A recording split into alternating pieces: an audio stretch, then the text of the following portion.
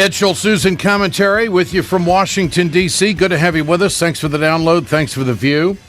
We're just a few days away from the first decisions being made by voters in this country. The Iowa caucus coming up on Monday. I'll be in Iowa this weekend. I think it's time now to go to a voice of wisdom and experience and friendship. Former Senator Tom Harkin of Iowa joins us here on Ed Schultz, News and Commentary. Tom, it's great to have you with us, Senator. Oh, Ed, it's nice to hear your voice. My gosh, we've had a long friendship for a long time, and I just appreciate you all the time. You know, every time I see these wackos on the air that are spewing all this right-wing nonsense and stuff, I say, well, now, where's my buddy Ed Schultz? I appreciate that, Senator. I think you ran 1,000 races in your 50 years of public service. What? Give us an insight. How did you view polls? I mean, polls are all over the place. They're very, very close in Iowa. This is going to be a photo finish, maybe too close to call. Do they pay attention to them, or do they just say they don't pay attention to them to make the public think they don't? What does a poll mean to a candidate at this stage in the race? Well, I listen, having run all those races, like you say, Ed, you pay attention to the polls, but what you want to do is dig into the polls. You want to find out just what question was asked and who are these people, and look at the pollsters that do this for campaigns and the campaign people. They dig in and try to find out exactly what's underlying some of this stuff. Are there certain target groups, age groups in there, for example, that or demographic groups that swing the polls one way or the other? And then they target their ads or their mailings or their phone calls to those target groups. That's why when you look at just the numbers in a final poll, they're meaningful. But what's more meaningful is what goes into making up those numbers. Who are those people? And there's categories. There's those that will vote for you no matter. They'd vote for you if you died a week before the election. Yeah. And then there's others that wouldn't vote for you if you were the only person running. And then there's all these people in between that drift back and forth. And that's what they're looking for. They're looking for how do we target those people in the end game. Well, it's interesting that you bring up those demographics. In the most recent Quinnipiac poll, you've got men supporting Sanders by a wide margin of 63 to 32, while women back Clinton 54 to 40. Younger voters between the ages of 18 to 44 strongly take Sanders. And then 78 to 21%, Clinton is more popular with voters in the age bracket of 45 to 64.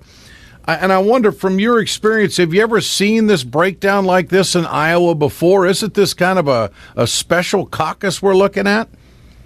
Well, I don't know. I saw a little bit of that, perhaps not as profound, but some of that back when Obama ran in 08. Mm-hmm. You had young people looking for someone new, someone different, someone unique. And I think you saw a lot of... I don't know for sure, Ed, but I bet if you went back and looked at those polls with Obama and Clinton back then, I think you might find some of the same dynamics. I think white men just seem not to want to be with Clinton, so they drift... I'm talking about on the Democratic side. And then sure. they go to somebody else. Women tend to be very supportive, and older voters who tend to value experience, value judgment, value the resume, so to speak. Is this person really ready to be president, for example? I think older people tend to give more value to that. Mm-hmm. Younger people give more value to something that is unique and different. Mm-hmm. Senator Tom Harkin with us here on Ed Schultz News and Commentary from Iowa this day. Does Donald Trump entertain you, or does he scare you, or both? That's a good question. Well, at first it was entertaining. I got to admit, even last summer when Trump was out there, you kind of laugh. You just got to laugh at this guy. But we kept thinking that, when he attacked John McCain, well, that might be that's going to be the end of him. And and then the whole Megyn Kelly thing, and then I don't know if you caught this lately, Ed, but he was praising the leader of North Korea, saying you got to give the guy credit. He comes in as a young guy and takes over and gets rid of, I don't know what the phrase he used, gets rid of or overcomes all of his enemies, even his uncle. Yeah, he had him killed. Yeah. I mean, is that what Donald Trump values? I mean, so my sort of my amusement of Donald Trump has turned into a real fear that this guy is swaying voters, people in America, and bringing them to a point where I think is dangerous to our democracy. I really do. No doubt.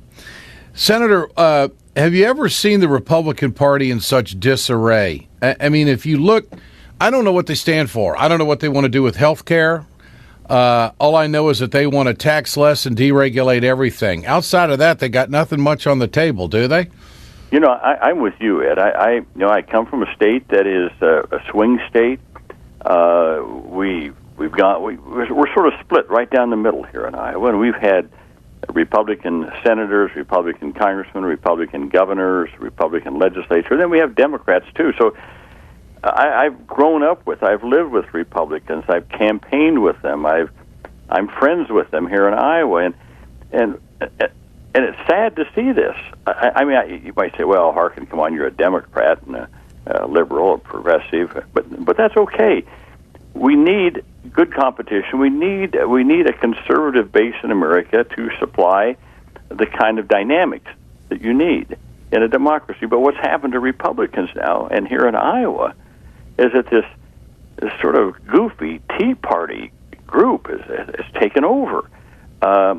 And it's really sad to see. I'm with you. I've never seen the Republican Party in this state of Iowa and in the country like this ever before. Well, they've spent so much time trying to stop everything President Obama's wanted to do, they forgot what the heck they're for.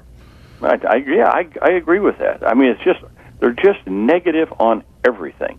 It's just voices of negativism from Cruz and Trump, and it's just like almost every one of them. And even people that I think are responsible, moderate Democrats like John Kasich or Jeb Bush,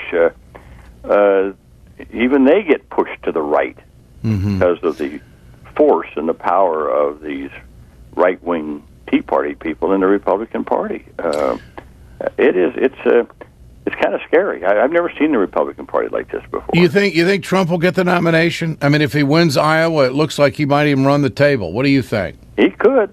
I mean, it is. I like I said, I don't get it. I don't understand my Republicans in Iowa who have been moderate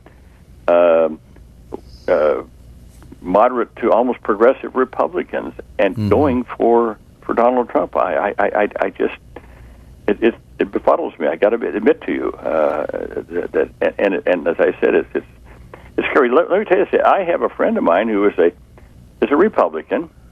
Been a friend of mine for many, many, many years. He's tried many times to defeat me, but we've always been friends. You know, it's just we like each other, and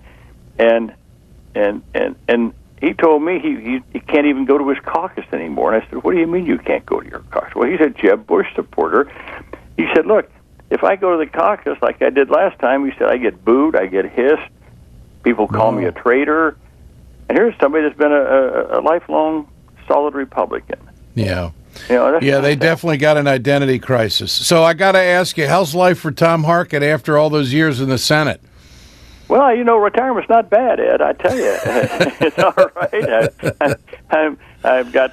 Well, first, I must tell you, there's something called the Harkin Institute of Public Policy here in Des Moines. It's associated with Drake University, and we have the former Chief Justice of the Iowa Supreme Court, Marcia Turnus, is our director. And we have a small staff, but we're growing. We're doing some interesting policy work in different fields. So I'm spending a lot of time with the Harkin Institute in Des Moines. That is fantastic. Senator, great to have you with us.